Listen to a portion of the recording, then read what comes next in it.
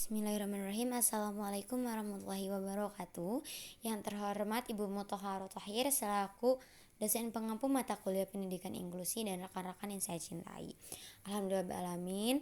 Hari ini saya bersama rekan saya Resti Siti Nuryani akan menjelaskan mengenai anak berbakat.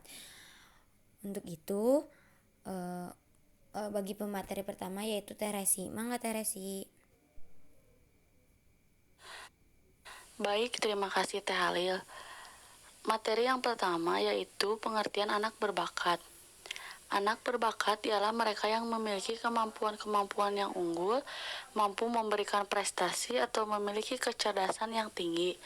Sedangkan keberbakatan itu harus ditinjau secara multidimensional.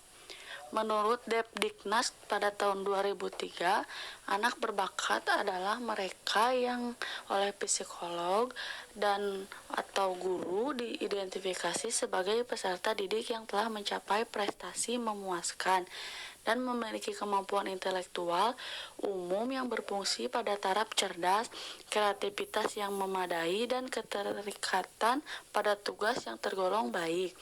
Sedangkan definisi menurut USOE yaitu United States Office of Education, anak berbakat adalah anak yang dapat memberikan kemampuan berprestasinya yang tinggi dalam bidang-bidang seperti intelektual, kreatif, artistik, kapasitas kepemimpinan atau akademik spesifik, dan mereka yang membutuhkan pelayanan atau aktivitas yang tidak sama dengan yang disediakan di sekolah.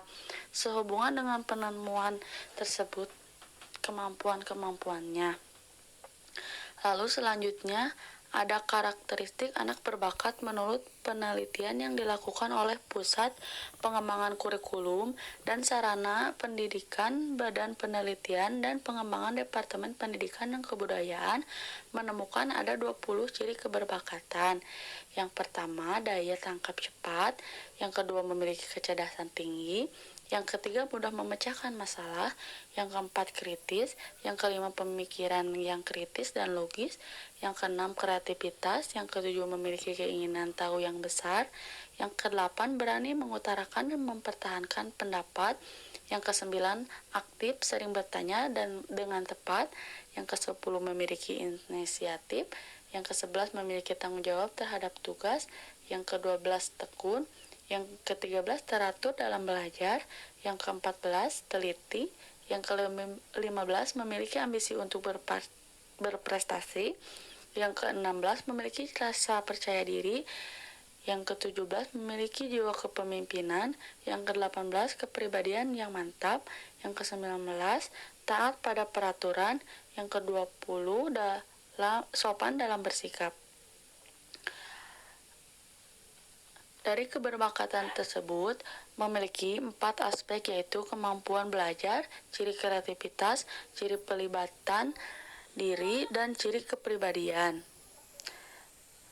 Selain itu, karakteristik anak berbakat itu juga mempunyai IQ atau tingkat kecerdasan yang lebih dari normal, yaitu IQ-nya antara 120 sampai 140. Selanjutnya, faktor penyebab anak berbakat. Faktor penyebab anak berbakat memiliki keberbakatan antara lain. Yang pertama, faktor genetik. Pendapat para ahli sebagian bahwa menyatakan inteligensi dan kemampuan berkualitas diutamakan, dan yang ada hal ini kurang dapat diterima di masyarakat yang memandang bahwa semua orang itu terlahir sama. Penelitian dalam genetika perilaku menyatakan bahwa setiap jenis dan dalam perkembangan perilaku dipengaruhi secara signifikan melalui gen atau keturunan. Yang kedua, faktor biologis. Faktor biologis juga tidak dapat diingkari karena faktor biologis yang tidak bersifat genetik dan sangat berpengaruh pada inteligensi adalah faktor gizi dan neurologik.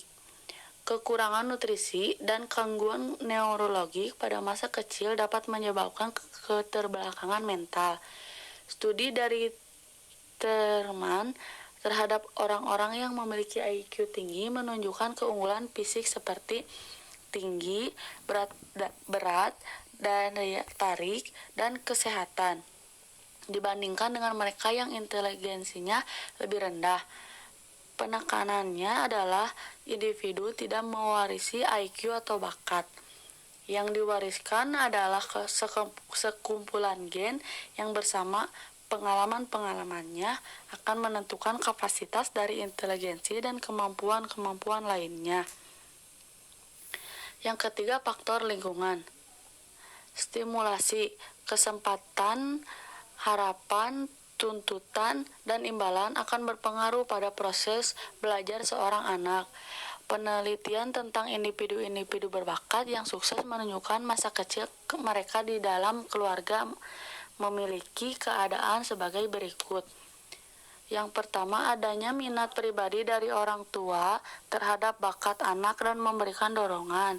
Yang kedua, orang tua sebagai panutan. Yang ketiga, ada dorongan dari orang tua untuk menjelajah bakat anak. Yang keempat, pengajaran bersifat informal dan terjadi dalam berbagai situasi dan proses belajar awal lebih bersifat eksplorasi dengan bermain. Yang kelima, keluarga berinteraksi dengan tutor atau mentor.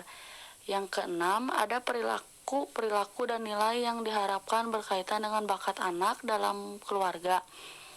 Yang ketujuh, orang tua menjadi pengamat latihan-latihan, memberi pengarahan bila diperlukan, memberikan pengukuran pada perilaku anak yang dilakukan dengan terpuji dan memenuhi standar yang ditetapkan. Yang kedelapan, orang tua mencairkan instruktur dan guru khusus bagi anak. Yang kesembilan, orang tua mendorong keikutsertaan anak dalam berbagai acara positif di mana kemampuan dipertunjukkan halayak ramai. Mungkin sekian penyampaian materi dari saya. Selanjutnya saya kembalikan kepada moderator.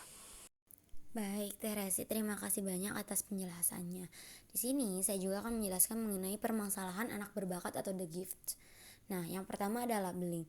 Apa sih labeling? Labeling adalah memberikan label untuk anak berbakat sehingga menimbulkan harapan dan kemampuan anak yang harus berlebihan gitu, mengakibatkan anak memiliki beban mental.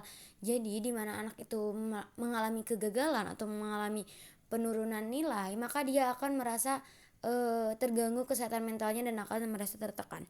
Lalu ada grading. Nah, grading itu biasanya untuk anak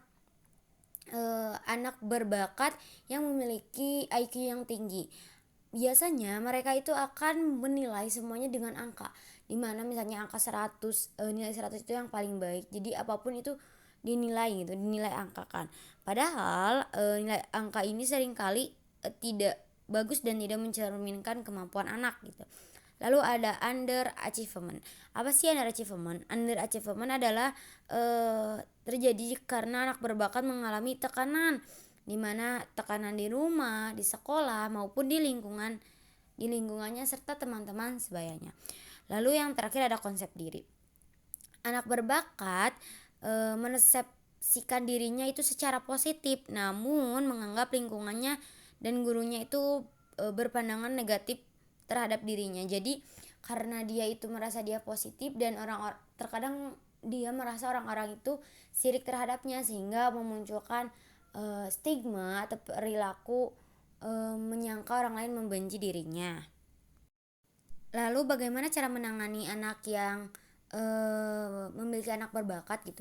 Nah, tidak semua anak yang aktif sering menjawab itu adalah anak berbakat, karena terkadang kita terkecoh dengan anak-anak yang aktif dan terlihat di kelas itu memiliki kemampuan yang tinggi. Namun seharusnya untuk anak berbakat itu memiliki 3 tahapan. Yang pertama ada identifikasi. Identifikasi adalah melakukan asesmen atau melakukan penilaian terhadap anak yang melakukan tes terhadap anak berbakat. Lalu ada tindakan. Untuk tindakan biasanya untuk anak berbakat di sekolah memiliki kelas akselerasi atau kelas pilihan, di mana anak-anak yang memiliki kecerdasan tinggi dipisahkan di suatu kelas karena akan mengembangkan ide-ide serta kemampuan berbakatnya. Dan yang terakhir penilaian. Untuk penilaian anak berbakat itu berbeda dengan penilaian anak-anak yang lain.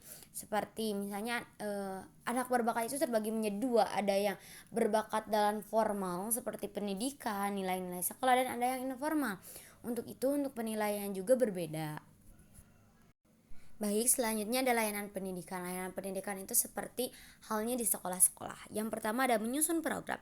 Nah, untuk menyusun program, biasanya sekolah itu setelah klarifikasi dengan guru-gurunya menyusun program untuk mengembangkan ide-ide serta mencari lagi anak-anak berbakat gitu.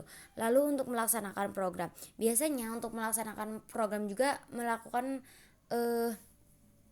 berkolaborasi gitu dengan guru-guru yang lebih paham akan program-program pembelajaran pada anak berbakat. Terakhir, modifikasi bahan ajar. Untuk modifikasi bahan ajar adalah di mana anak berbakat itu tetap memiliki pelajaran yang sama dengan orang lain, namun ada tambahan dan dimodifikasi agar anak tersebut bisa mengembangkan idenya, menambah wawasannya juga. Baik, mungkin itu yang bisa kami jelaskan. Terima kasih kepada rekan-rekan. Semoga bermanfaat. Wabillahi taufiq wal hidayah. Wassalamualaikum warahmatullahi wabarakatuh.